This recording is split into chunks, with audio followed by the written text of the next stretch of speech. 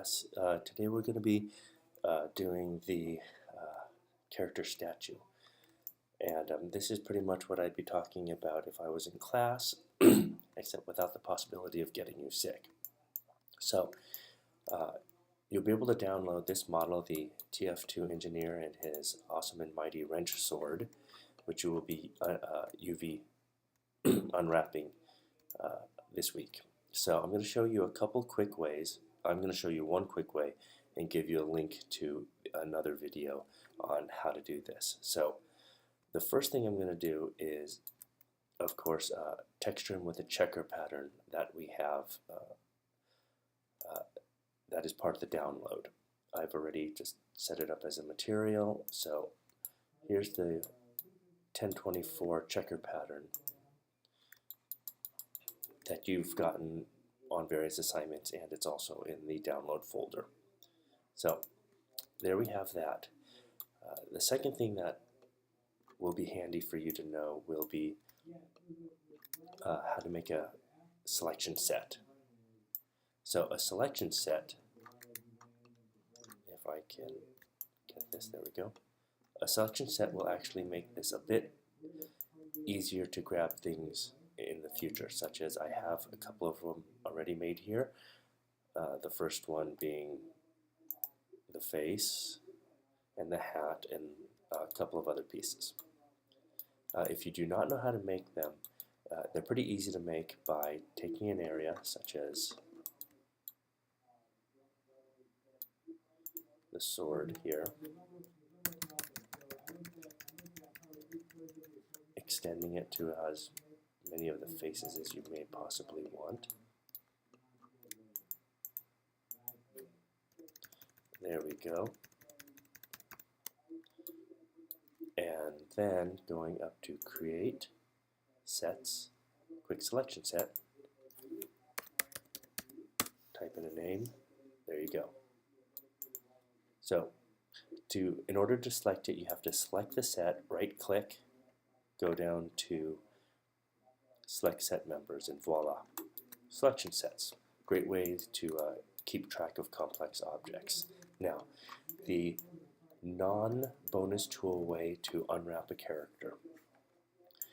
It's pretty straightforward, so I'm going to take the face selection set here and select it, isolate it so nothing else is in my way, and I'm going to try and get this sucker to face me as best as possible so I can do a planar map projection on it.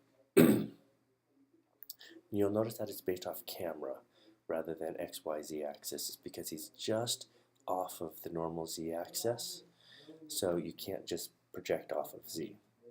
Well, you can, but it'll be slightly skewed. So I'm going to do this. Alright, that's good, and of course you'll notice that it's stretched and has its bad points along there, but that's fine. So once we've done that, I'll open the editor here, and we're going to do what is very much normal in pelting, is select our edge, your seam edge. In this particular case, I'm using the back of the head,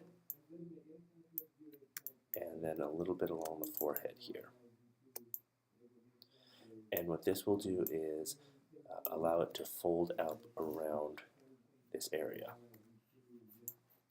So once you've done that, you can see it's selected here. Everything's off a little bit. I could have done a little bit better job on matching this, but that's okay. It will even turn on the UV overlapping. So once there, cut those borders, and then you can select your UVs and then go into the UV smooth tool here, or you can do it through here too, the layout. I'm going to do it through the tool here, so once I can not have menus, because what this allows me to do is you get this little slide menu where I can just left click it and Oh, I have to select everything first. So let me actually select everything. There we go. And so left click it, you'll see it kind of does a thing, and then you just drag, and voila. This is basically what a pelter does in a little more automatic fashion. And what you'll see that does here is now it's pretty much even all around.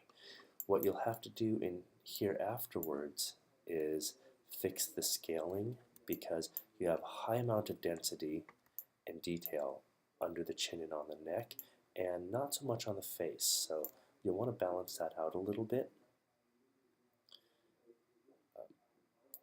And that is simply, to get out of this tool, just go back to your normal selection tools. That is just simply by going in and kind of massaging these UVs in a nice old-fashioned manual way. So, until they get closer. There we go. We'll do this. Now, the problem with scaling here, of course, is I'm actually getting parts of this off, so you'll have to be watching. You'll have to be watching the stretching here. The other thing you can do is, if you've selected the whole thing, go ahead and use the smudge tool, which is this one, and you can actually it's kind of like in Photoshop, just pushing groups around, almost like a soft select. And you can do a lot of little bits of editing and tweaking to UVs, as you can see here, in a softer, more non-direct manner. And you can increase and decrease your brush by hitting B and then dragging to the left or right. And it'll make your brush bigger and smaller. So if you need to go into the chin here and you want to just move some things around. So if you want to, just tweak things here. This is a great little tool. It just helps a lot to a lot of things. So that is the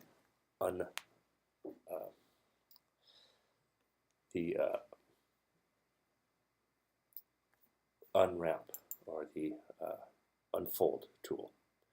That's generally how you do things. I'm going to also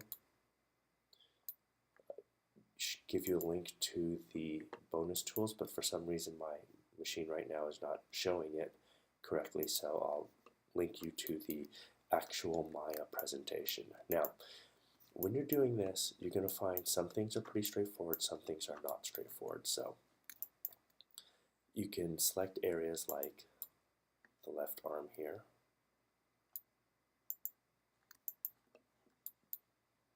And this doesn't work with a simple unfold. So what you might want to do on areas like this is you'll have to break it into pieces rather than the whole thing. You might do the arm here as one piece and another piece of the arm here, break it out again here, and then unfold it, because this area will get very complex and you'll have to do a lot of manual tweaking to get it out. And to get it to lay out, there's just no easy, fast way to do it. On other areas, such as the glove hand here, let's see if I can.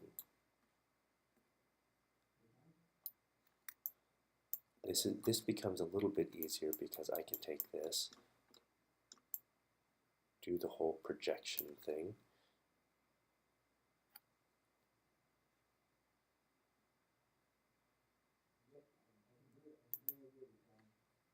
There we go. And of course it breaks tremendously there, but it gives me a decent view along there. You can also use a cylinder wrap, which I'll show you a little bit up here. But once I've done that, go back to view the editor. I'm going to go select my shell, move it,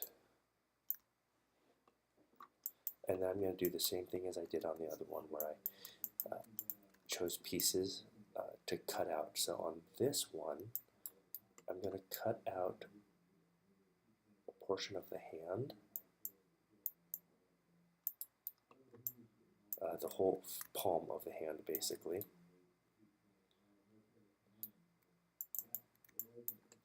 Which is somewhat time consuming, but worth it. Am I missing a face there? Oh no, it's just the edge.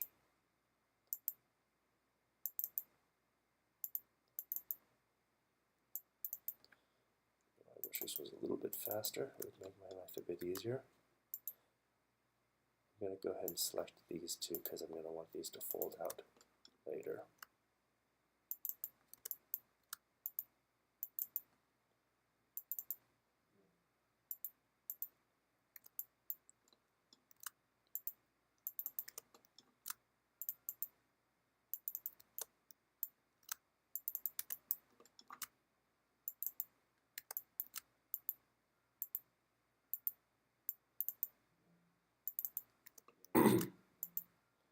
Almost done here. So I'm literally cutting out a section of the palm. I'm going to take it all the way up to, I'm deciding how far I want to go around this. So I'm going to take it around this side. And this is somewhat an arbitrary thing. This is just the way I'm deciding to do this, of what part I'm cutting out and what part I'm leaving in.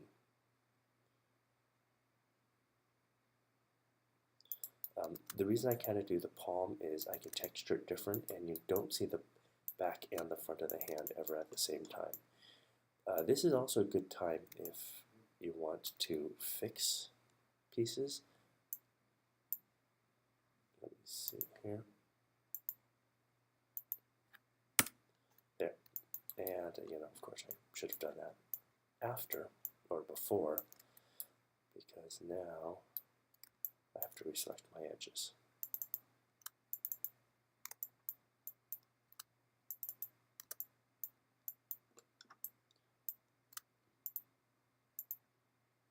So you're going to watch me select the palm of the hand twice. Yay. I'm sure this is very exciting. I'm going to be quiet so I can speed up this part a little bit.